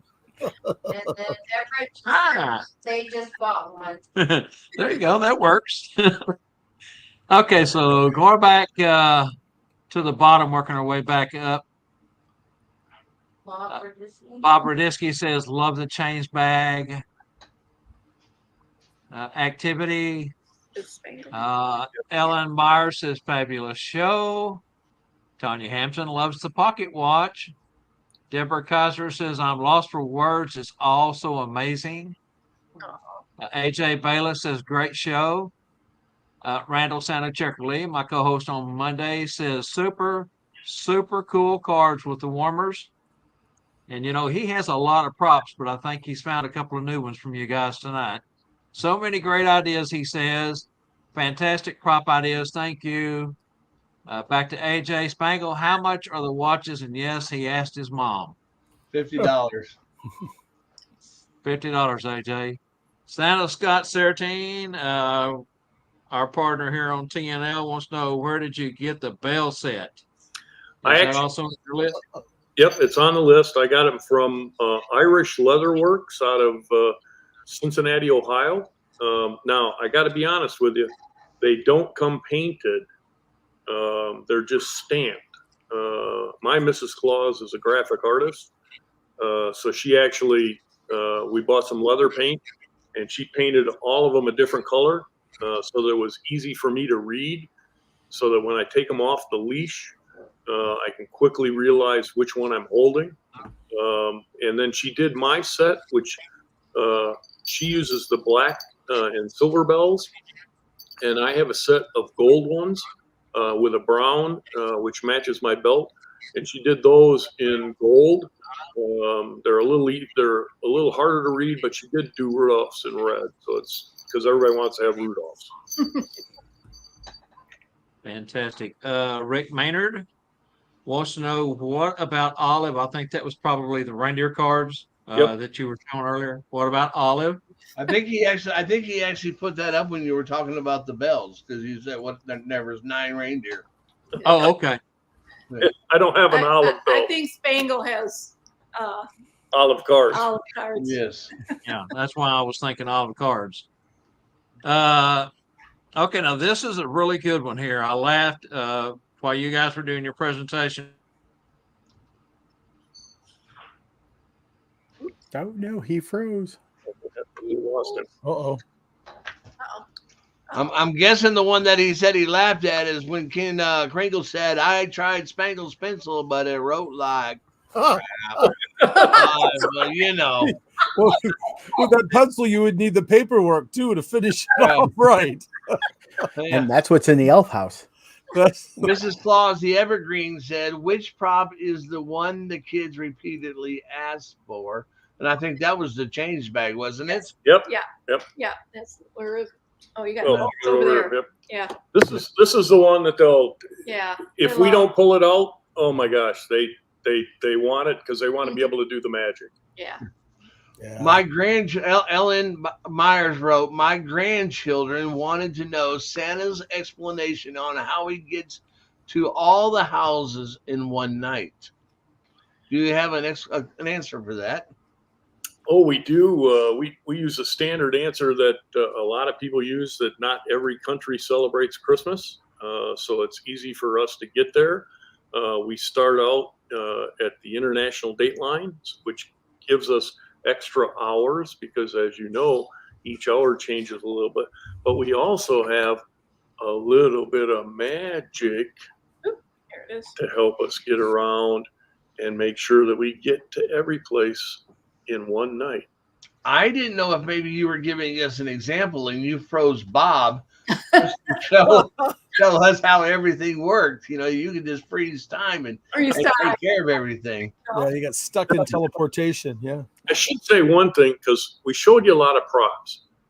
The way I use the props is the way that I'm comfortable with them.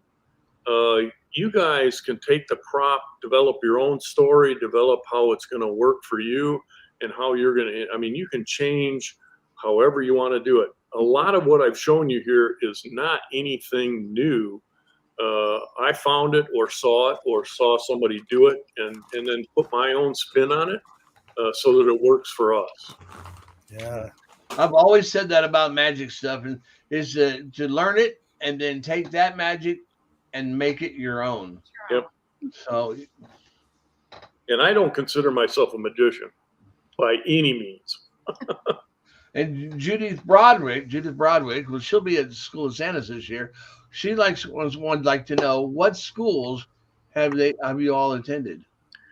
Well, I was going to say, I did the Denver Schools for Santa when I first got started. What year was that? They were doing, and it was, oh gosh, back in 2017, Susan Mesko was doing, or coming into the markets and doing like a remote version of her Denver school. And we did it at over by where Bob was at in Mesquite. We've been to Santa Bob's school a couple of times. We've been to the and I wouldn't call them the schools, but the last two International Brotherhood of Real Bearded Santas convention, the one in Atlanta, and then we caught the Claus brothers, and we're just totally blown away, guys. you take things to a whole different level. I mean, I thought I was creative, but you guys take things to a whole different level. You need to watch your show tomorrow. And then we've gone to the Lone Star Roundups, where they do workshops too, and kind of walk you through all different things that some of the Santas do, and you can kind of pick and choose what works. Like I said, what works for you or what you're comfortable with. But we try to, like I said, we don't. And this is what I hear from a lot of Santas is, do you charge by the hour? I don't. I charge by the half hour.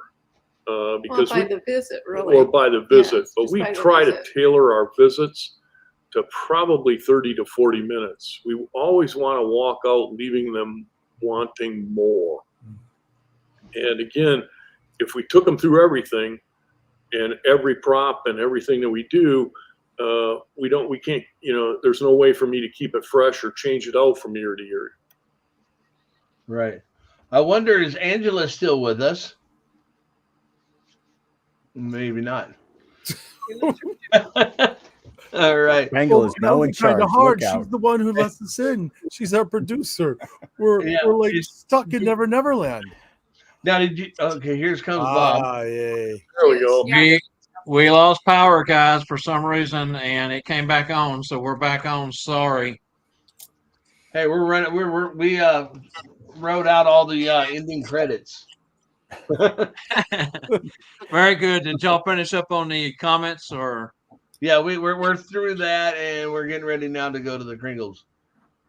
All right, fantastic. So, hey, before we have those guys say anything, let's do the little lead-in for them. I think. Are you back over and ready, Angie? Yeah, did we get that one? Oh, are they going to show the lead? Which one? Fun.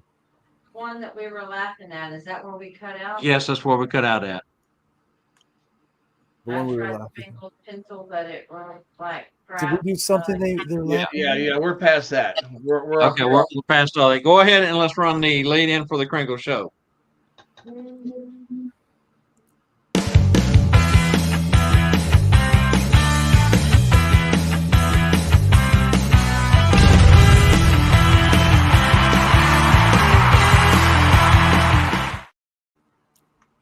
That's right, folks. It's Kringle time, and we're going to kind of turn it over to Michael and Herbie and let them tell us a little bit about what their show is going to be and give us a little touch of what there is to come. Cool. Do you want to share, Herbie, or you want me to share the 4 points, or what would you like? Since we got in trouble because we're just way too excited, I'll let you go. Way too excited. That happened. Well, you know what? We'll just jump in with this. Our hearts have 4 chambers, right? And so then we started thinking about together as we were pondering and talking about and helping each other, because we both were very strong on that we're better together, and that's not just the 2 of us, that's all of us. So 4 chambers. And so all of the things we started looking at, we need as a Santa. What do we need as a Christmas performer's heart? We broke those into 4 categories. And so we have our character development. In other words, we're looking inside. How can I change my heart? So that way, when I come outside, in other words, my costume and my props, that they can form together and create magic. Because nobody wants to see you inside out. So another of our chambers that we looked at is our performance skills. And then we also looked at business skills. And so we feel like those 4 areas are the things that create that pulse beat within us. And of course, we want each of those areas have to be strong. And if we're deficient in one of those areas, we can have rhythms in our heart and things don't gel quite right. And we have a hard time as Christmas performers creating that magic, because we literally get to embody and bring that to life, all of that joy and that love. And so our show, what we want to do is each week we'll focus on a different area and we'll rotate through it. We've been asked we have a lot of people that love our stuff that we've done on road trips. And so we thought it would be fun every once in a while to get together and we'll take a road trip and take you to different places. we're from Michigan, so we have some wonderful things in Michigan we'd love to show everybody. We have Rooftop Landing, Reindeer Farm. We have Bronner's, the world's largest Christmas store. I mean, so there's a lot of different things where we'd like to do that and focus on that. And of course, in the midst of that, we also love some really good jokes, and we love to laugh. And we love that because we believe that laughter is healing to a heart. And don't worry, we'll kind of keep down the nuclear aspect when we both go together, because it's like the Thunder Twins activate thing that goes on here. It's a wonderful time. We're really looking forward with sharing our ideas, our methods. And I think Michael and I both agree. You could take anything that we do and have fun with it and always try to improve. Again, we're better together. Now, I believe her name is Eileen Boucher Myers, the remote control elf, Red Sled Santa, Courtney Lofton. It's a wonderful prop. It's a great thing. It makes the kids go bananas. Does anybody disagree with me? Yeah, man, do I have good stories? Wait, yeah, we're not on the show tonight. We'll have to save some of those. Oh yeah, we'll save some. Oh my. Yeah, so that's it in a nutshell, So of course, wrapped up in the point in the a little bit of a roadmap. So each week we want to take one of those areas, and we'll have different people on to help us out in our conversation. The other thing that I'm a firm believer on is the power of vulnerability.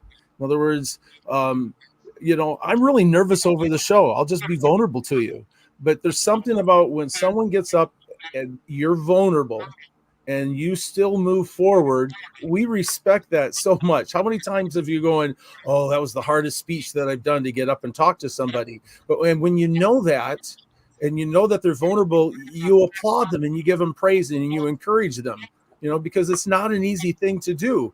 And so there's a power and a vulnerability that creates us and helps us grow and being one another. I'm not talking about, exposing, everything kind of gay out there, but there's just something magical that happens when we're willing to be vulnerable with one another and then trusting one another that you'll care for me and I'll care for you.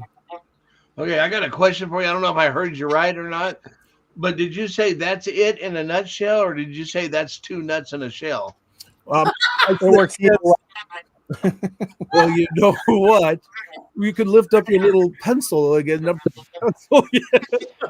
Hey, just checking, guys. Just checking. Just for the record, I'm very vulnerable all the time. So Michael does this kind of crap to me all the time. That's it, guys. The Kringle Brothers is Kringle Time will debut January 5th on the TNL network. Yep, that's tomorrow 8 p.m. Eastern Standard Time. So if you want to have some fun and get to know us a little bit better, please join us. Hey, Angela, could you put up the email address again? There's somebody that wanted to be able to get the prop list. Okay, and while she's doing that, I will say that these guys, Memphis, my side was sore for a week after listening to these two. And Charlie Johnson, got to throw him in there. He's kind of y'all sidekick and run around. He's your chauffeur. And so, you put them together and they are hilarious. This is going to be such a great time, such a great show. Looking forward to it. Looking forward to the road trips. That's the part that I'm really excited about.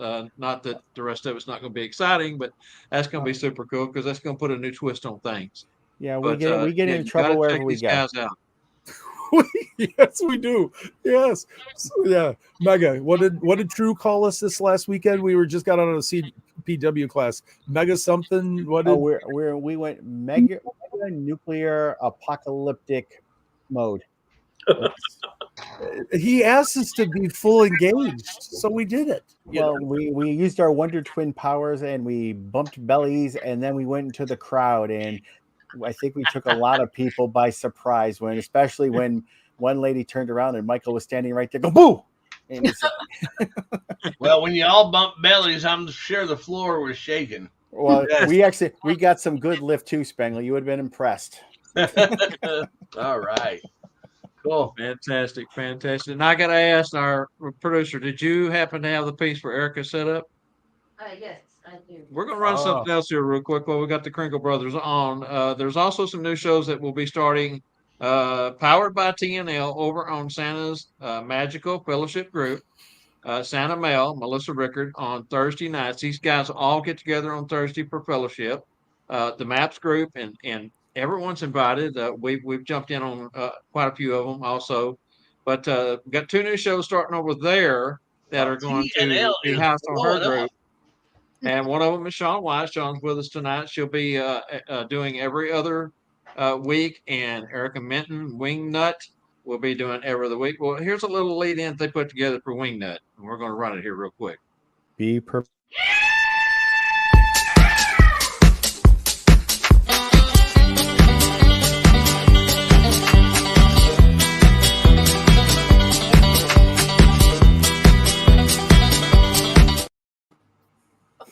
That's right, Howard.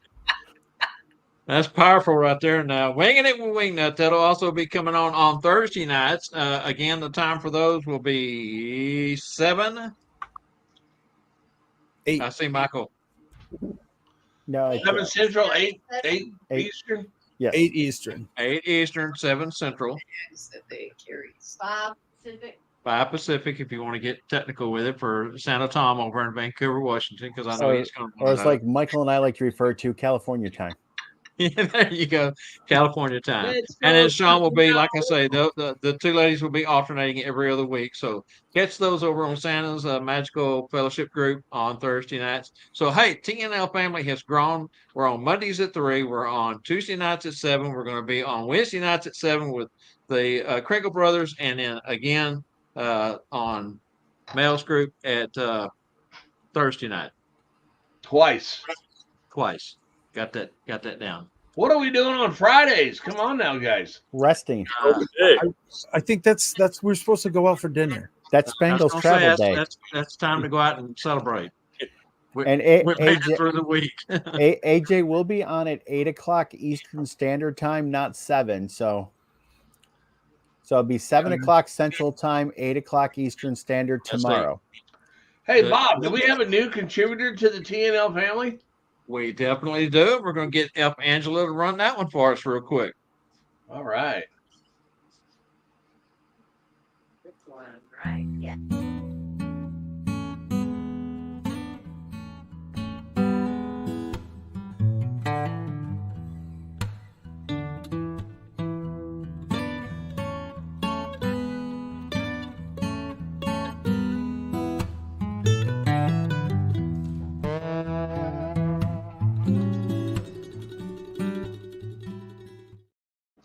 You say, how is TNL able to expand? Well, because of great contributors like Larry Talbot, Talbot's Insurance Services.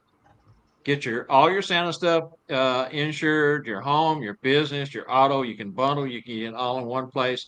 Larry's a fantastic place to get it. Been in business most of his life. So you have Progressive ain't got nothing on them guys.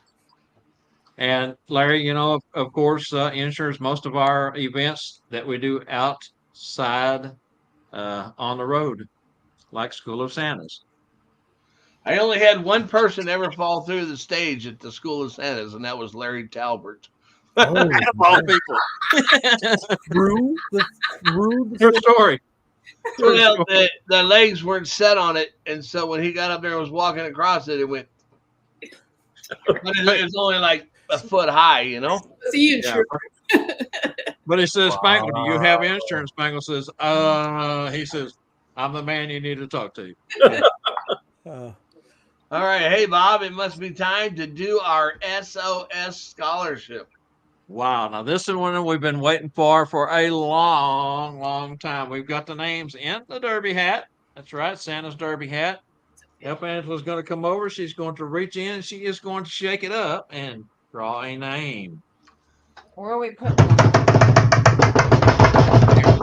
Oh. Nothing up her sleeve. Goes deep within. Oh, That was Rocky and Bullwinkle, by the way. Nothing up the sleeve. Larry Davis. Larry Davis. Larry Davis. Cool. Cool. All right. I don't know if Larry's on tonight watching. If he's not, we'll reach out to him and let him know he's won. It's non-transferable, so he can't come, we may be doing another drawing. I think we had to do that last year, didn't we, We Spangle? did. But I'll keep the names in the hat. That way we don't lose them. All Is right. that AJ's name I see over there on the floor? Right here. Just Poor kidding. AJ. Just Leave kidding. AJ That was a alone. piece of trash I had on my desk. All right, so at this point, everybody stay with us for a minute. We're going to reveal tonight's trivia answers. We do have winners for both. Yes. Fantastic. All right, let's start off with schoolofsantas.com to put your name in the hat. First name in the hat for next year, 2025. Which White Christmas actress got her start as a Radio City Rockette, and what other movie starring role was she cast in a year for each one of the debuts of those movies? That answer is Vera Ellen and Aunt the Town, 1949, and of course, White Christmas, 1954. Our winner, Deanna Golden. Deanna Golden, wins that one. All right, Deanna, you get your name in the hat. Real quick, Larry is on and he wants to know if you heard his name. He did hear his name, Larry Davis. Larry Davis, let me show you. Larry Davis is the winner for the School of Santa scholarship. Get in touch with Spangle. I guess have him contact you or Tanya. Tanya. Well, you can get a hold of me. I'll get him Tanya's number, and Very good. I will get a message to Tanya tonight. Fun. Fantastic.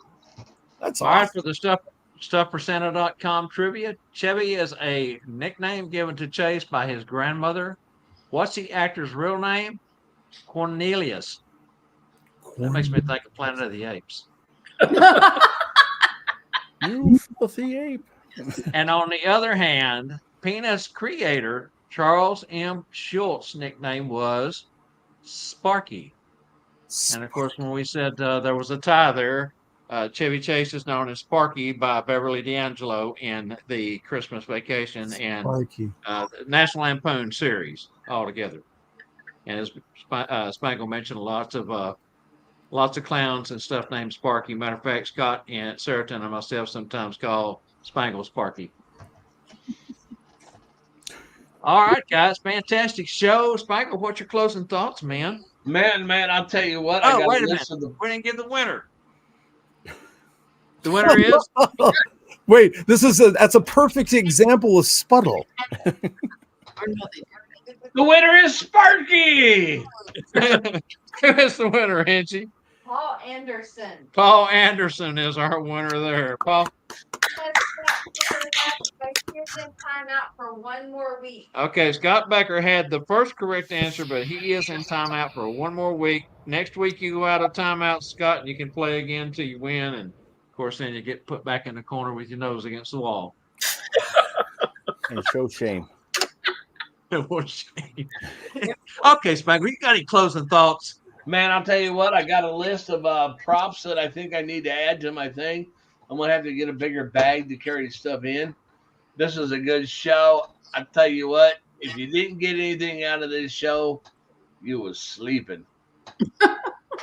Could be using that number 2 pencil. You know, it really stinks. It does. That's how you woke up. All right, Hey, guys, we wanna what a thank great you show. all We want so- to thank you all for coming on and being our featured guests. We've enjoyed it. I know the people out there watching it has enjoyed it. And you are truly an inspiration. Well, thank you.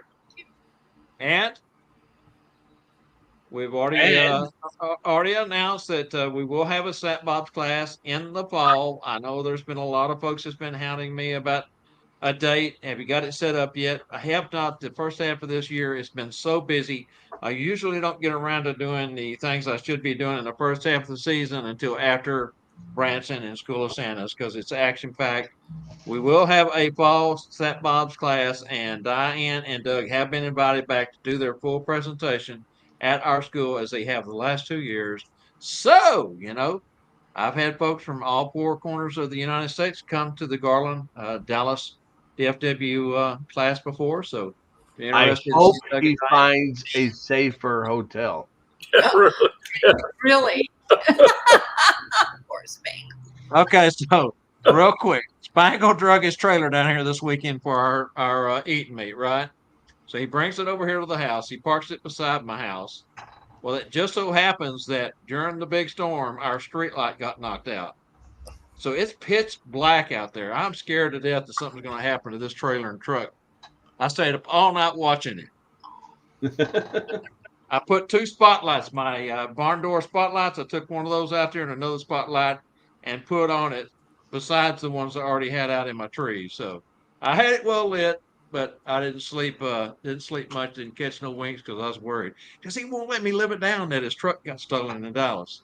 I told him I wish I would have thought about it. I would have took it because they took me over to the hotel and I would have Ubered it back over to his house, grabbed the truck and took it to the hotel. I could just see Bob. Oh, I would have. I literally, yeah, exactly. So, Spangle, were you insured? Yes, but I had a lot of product in there, and that wasn't insured inside the truck. So he was getting ready to go from our school to the Lone Star Santa Roundup. So instead of dragging the whole trailer over there, he was going to leave it parked at the hotel. So he has on his whole truck had a topper. And so he packed the back seat, packed the topper full of all the things he was going to take. A lot of it was suits, Santa suits, Mrs. Claus's attire, which is high-end stuff. And it was well lit. I mean, never would have thought it would have disappeared at the hotel, but it did. Anyway, thank you guys so much for coming on. Herbie, Michael, man, we cannot wait till tomorrow night. Everybody needs to tell a friend, and they tell a friend, and so on, as the commercial used to say. And let's see if we can have a good turnout for these guys tomorrow night on their debut. Yes. And Ken Kringle wants to know if they're going to be on YouTube to watch replays. Okay, Michael, we didn't mention that. Oh, yeah, we got to tell that. Yeah, there's 2 different places. We'll be on YouTube. We'll be on the Kringle Brothers YouTube channel, and it'll also broadcast on the Kringle Brothers Facebook page, and it'll also broadcast at the same time on the TNL page. If you're going to leave a comment, though, and we really would like it, you have to be, unfortunately, still working out a few bugs and learning. You have to be on the Kringle Brothers Facebook page to be able to leave a comment live for us to see. If you leave comments in the other pages, we'll answer them, but we'll have to do it at a later date. That is one of the issues that we've tried to work through. Matter of fact, we spent some time today trying to, as many of you may know, doing quick little lives and trying to see if we had comments, where they were coming from. We were trying to do it from multiple platforms, and there is a little bit of an issue there, and we can't seem to figure out why they're not pushing through, other than the fact that the platforms are just not allowing them to be shared anymore. As of April 22nd, Facebook quit allowing third-party apps to be put into Facebook directly, like we've done for the last 3 seasons, plus 3 seasons. But StreamYard has come about a way to come in the back door and kind of do it. The only problem is the comments. So we're still working, trying to figure that out. And these 2 guys on the bottom of the screen, they're techies. So if anybody can do it, they can do it. Hey, guys, join us next week for our next TNL episode, 7 p.m. Central, 8 p.m. Eastern. Can't forget to catch next Monday's show with Bob and Randall. Monday's show is 3 o'clock. I mean, what else are you going to do in the middle of the afternoon?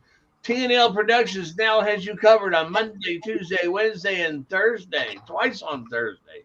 So be sure to follow us. That's correct. And we just want to say a big thank you to School of Santa, StuffForSanta.com. I'm not going to go through the whole list. We're running long tonight, but Santa's Magical Fellowship Group will say thank you there. And thank you to the Kringle Brothers and, of course, Doug and Diane Wright for a fantastic show. Tell everyone good night, Spangle.